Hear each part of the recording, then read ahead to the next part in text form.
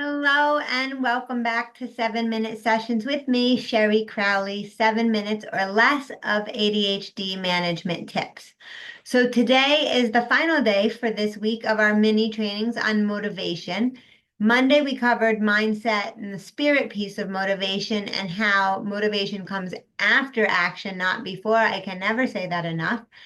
Tuesday, we had 10 ways to boost your dopamine, which is needed for motivation for our ADHD brains.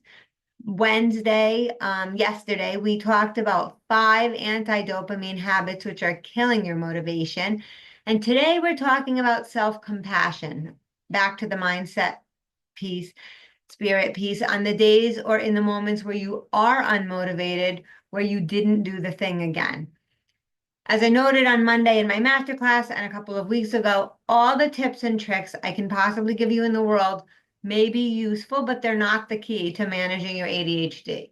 So there are going to be days where even the best tools and hacks don't work. And what do you do at that point? And that's the question I'm asking you right now. What do you do? Do you beat yourself up?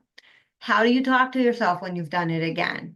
The other day, Wednesday, I forgot that I had agreed to drive my kids and a friend to jujitsu and rescheduled a client at that time. My initial reaction was flogging myself. And then I was able to very quickly, because I've done a lot around this about on self-compassion, say, all right, this isn't useful. Where is the bottleneck? What went wrong? And what went wrong is that the moment I had made the plan to drive my kids that day, they usually ride their bikes, to made the plan and agreed to the other mom that I'll pick up her kid too, I didn't put it in my phone calendar. And it's a given. If it's not in my phone calendar, it's not happening. And that's an easy fix. Next time, I put it in immediately.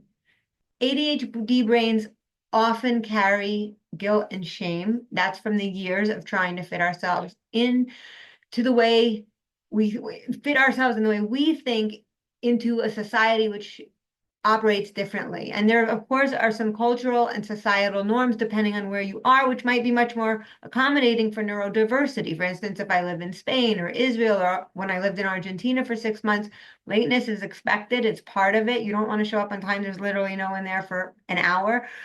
And that worked great for me, you know? But I've been back on the East Coast of the United States for a long time. And here I have to use the data points where I forgot to put this in my calendar. Instead of, I have to use that as a data point of, okay, this doesn't work. Here's something that's not working in the society that I do live in. What would be useful in fixing this? What do I need to do so this doesn't happen again? And what do I need right now? And what do I need right now is actually a fundamental piece to self-compassion.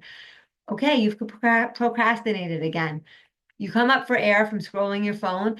Instead of beating yourself up at this point, you can say two things. First, you can say, what do I or did I really need right now? Do I need rest? Do I need a water? Do I need food? Do I need a walk? Maybe you just needed a break. Don't sleep on those basic things.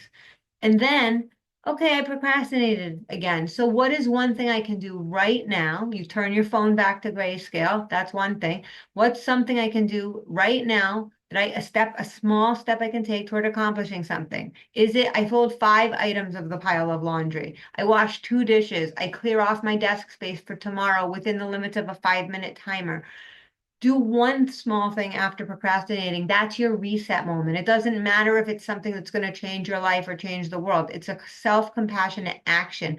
Remember that on day one of this motivation mini series, we spoke about externalizing these intangible concepts like time.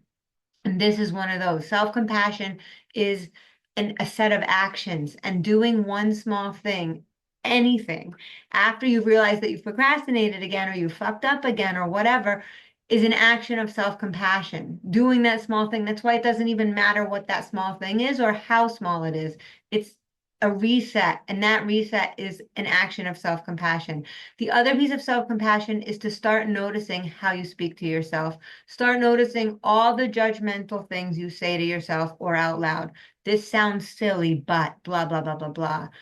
This sounds silly as a judgment. What's wrong with me? Why can't I get my shit together? That's the common one, as we've talked about many times.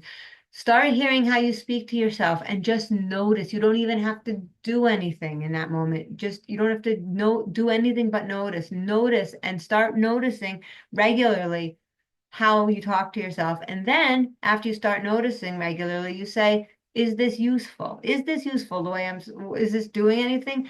Say that consciously to yourself. And then say, because the answer is going to be no, with judgmental thoughts, and then say, what would be useful right now? And do that. That is where to start. That is self-compassion at its base.